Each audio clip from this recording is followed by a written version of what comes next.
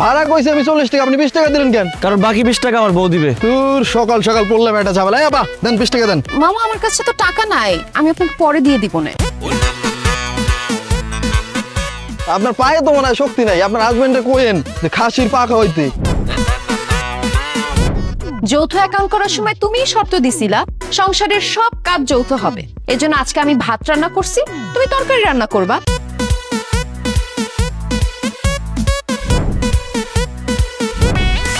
তুমি এক কাজ করো, তুমি পুরুষ নির্যাতন আইনে মামলা করো। আমি তোমার জামা কাপড় দেবো কেন? বাসার সব কাজ এখন যৌথ হচ্ছে। আমি ঘর মুছতেছি, এর জন্য তুমি জামা কাপড় ধুয়ে দিবা।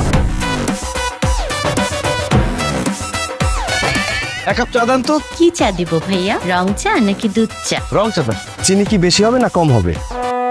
চায় কি আদা দিব নাকি লেবু দিব? আপনারা দুজনে মিলে প্রশ্ন করতেছেন কেন? আসলে ভাইয়া আমাদের এই দোকানটা আমরা যৌথভাবে চালাই তো, এই কারণে দোকানের সমস্ত কাজ আমরা যৌথভাবে করি। বাসায় যৌথ অ্যাকাউন্টের যন্ত্রণা, এই বাইরে আসলাম চা খাইতে, এইখানেও যৌথ দোকানদারি। ধর ছাতা, চাই খাবো না। আমার বউরে যদি একটু বানাইতে পারতাম। ও মাই গড! এভাবে লুকোচুরি আর হবে না।